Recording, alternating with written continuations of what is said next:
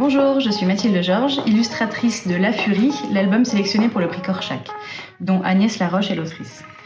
Je vais vous parler de comment est-ce que je suis devenue illustratrice, quel est mon parcours, et puis aussi de ma façon de travailler avec mes éditrices, avec l'auteur Agnès Laroche en l'occurrence.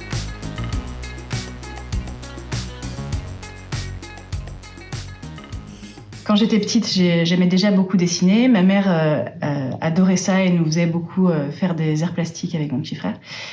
Et cette passion est restée.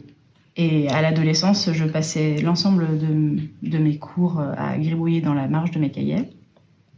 J'ai fait de l'art plastique dès que j'ai pu, d'abord au collège et ensuite au lycée, en prenant toutes les options possibles en plus. Et puis, je me suis inscrite dans une école spécialisée pour pouvoir faire de l'illustration et avoir tous les outils et apprendre toutes les techniques pour pouvoir illustrer des livres pour enfants.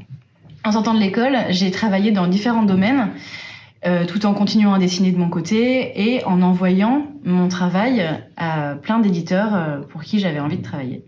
Jusqu'au jour où l'un d'entre eux m'a envoyé un mail pour me proposer de travailler avec eux et d'illustrer un premier album. Et depuis ce premier album, c'est parti. J'ai du coup plus arrêté de faire ce travail et depuis, je gagne ma vie avec ça.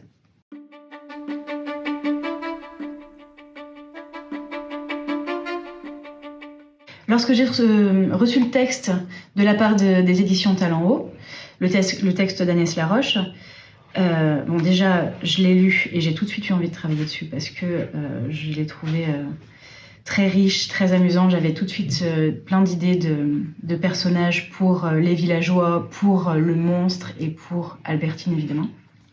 Et donc, j'ai commencé par faire des recherches de personnages pour Albertine. J'en ai fait plusieurs, différentes.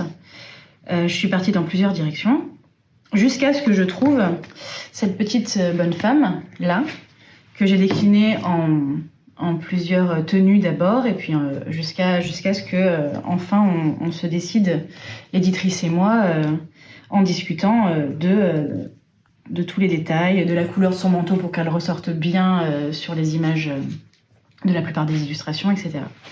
Voilà, quand j'ai commencé mes recherches de décor, toujours en dialogue avec l'éditrice de Talent Haut avec laquelle je travaillais, on s'est demandé dans quel pays pouvait bien vivre Albertine, dans quel monde pouvait se passer la Furie. Et puisqu'il s'agissait d'une fable qui parlait du rapport à l'autre et de la peur de l'autre, de façon assez large, on s'est dit que la meilleure des idées, c'était encore d'avoir un pays qui n'existe pas, un monde imaginaire. Cette image-ci, par exemple, alors déjà, je vous la montre parce que c'est ma préférée du livre. C'est celle sur laquelle j'ai le plus apprécié travailler. Parce que le texte me laissait une très, très grande liberté. En fait, il s'agissait de montrer Albertine qui fait une pause durant son voyage, qui est perdue, qui commence un peu à s'inquiéter, pour le coup. Donc, il fallait un décor qui soit très fournie, plein de détails, qu'on comprenne qu'elle ait un peu le vertige, qu'elle ait un peu peur, parce qu'il y a vraiment beaucoup de choses à visiter et que c'est quand même une toute petite fille et que c'est quand même ça représente pas mal d'heures de route.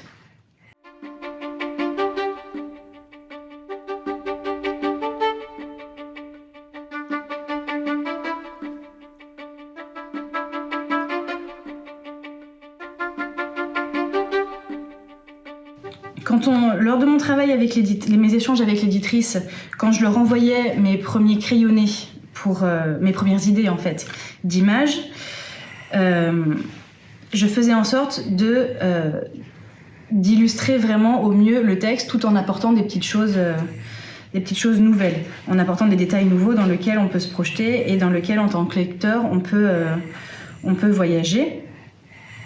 Et une fois que mes idées d'images sont finies, une fois que mes crayonnés sont faits, je les envoie à l'éditrice avant de les mettre en couleur.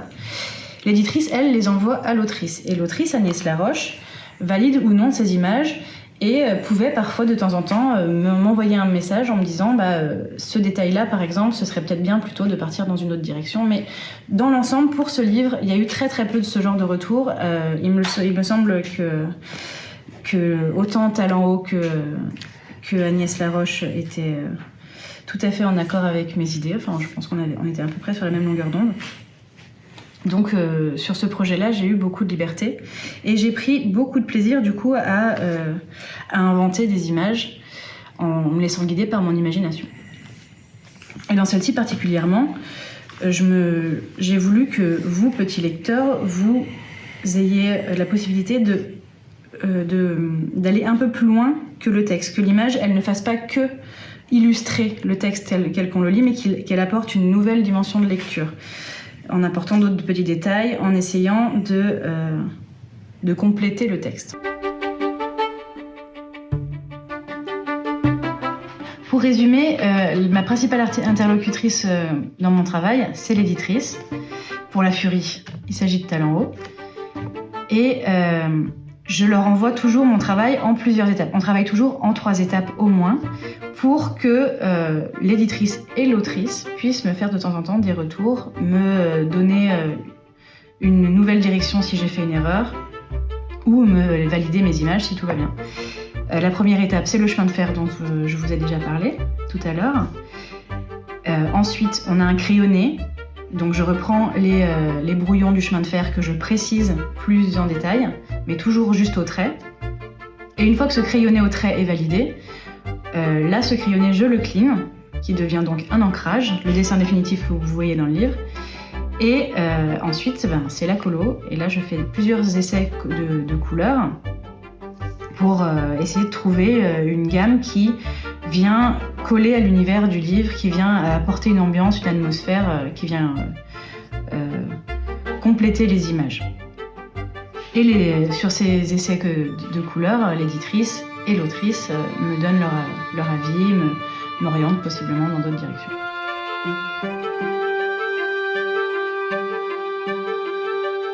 Alors La Furie, je travaillais dessus l'hiver dernier. En général, je travaille sur entre 5 et 10 livres par an.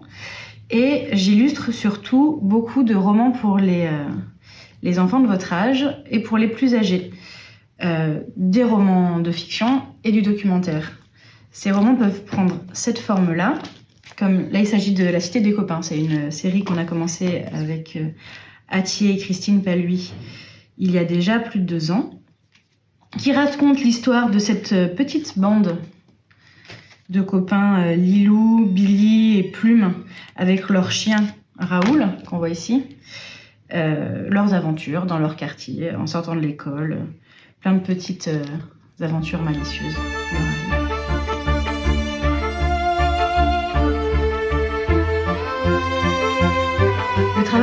Le travail pour les romans, c'est pas tout à fait la même chose que pour les albums. L'album, l'image, elle prend vraiment beaucoup de place. Et le texte est facilement déplaçable. En général, on a beaucoup plus de liberté. Et les images des albums ont besoin d'apporter beaucoup plus de narration au texte, ont besoin d'apporter plus de détails, ont besoin de renseigner un peu plus sur l'univers dans lequel on évolue. Alors que dans les romans, le texte, prenant déjà beaucoup de place, donnant déjà beaucoup d'informations, il s'agit quand même de trouver des images, au contraire, qui étouffent le moins possible la composition. Elles vont être souvent moins détaillées. Il s'agit aussi d'illustrer vraiment le texte pour pouvoir aider les jeunes lecteurs à bien comprendre ce qui est raconté dans le texte pour les aider à lire en fait. Voilà, donc c'est pas tout à fait le même travail, et puis la taille des illustrations varie, mais ça dans les albums c'est un peu pareil, tout est permis dans les albums de toute façon. Mais dans les romans, justement, il s'agit de faire plusieurs types d'images, certaines qui vont prendre toute la page et d'autres beaucoup moins, pour avoir un résultat plutôt aéré et que la lecture soit la plus confortable possible, pour aider les jeunes lecteurs dans leur lecture.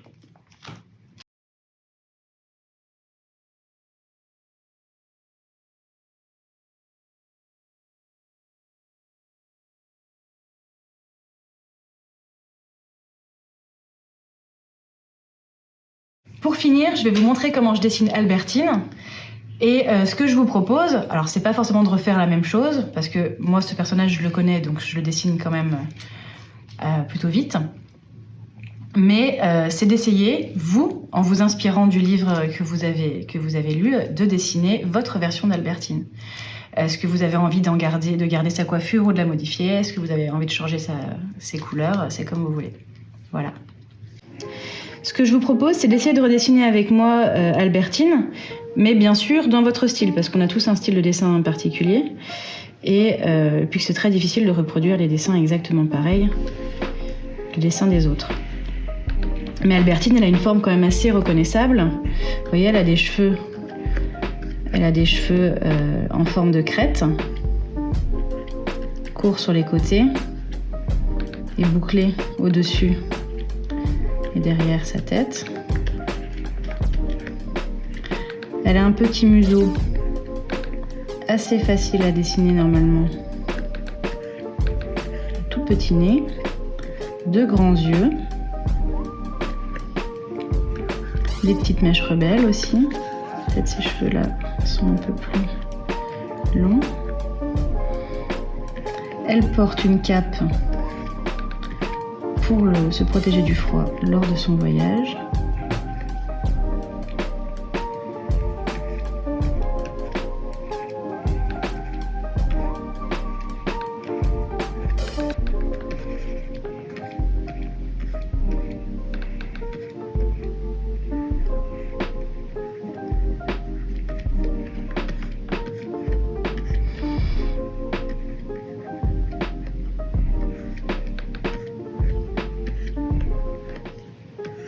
Sa cape qui descend jusqu'aux jambes, jusqu'aux genoux.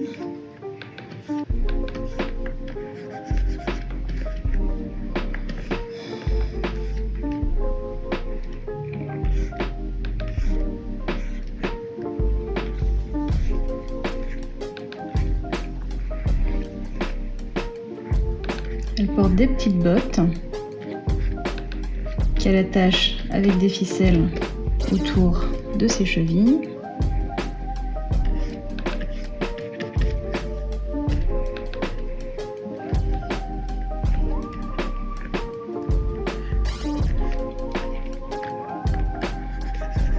Et ce qui est super quand on travaille sur une tablette graphique comme je le fais sur ordinateur, c'est que c'est très facile de gommer quand on fait des bêtises, comme je le fais là.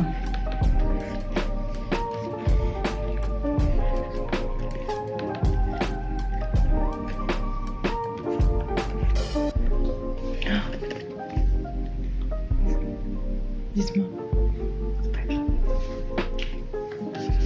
Je peux le refaire hein. Non, pas du tout. C'est juste que j'ai eu un problème de batterie. Du coup, ça a coupé pendant 3 secondes, mais ça continue de filmer. D'accord. Bon, bah, tout va bien.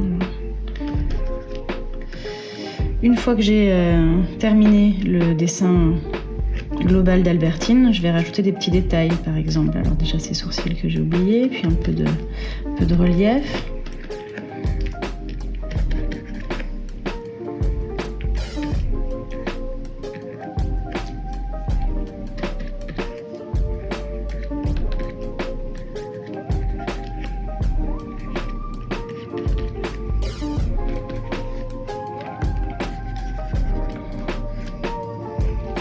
Voilà, j'espère que vous aurez réussi à dessiner votre propre Albertine.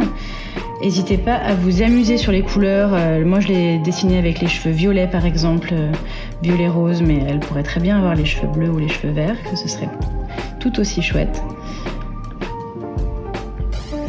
Et puis, j'espère que j'aurai l'occasion de voir vos magnifiques créations.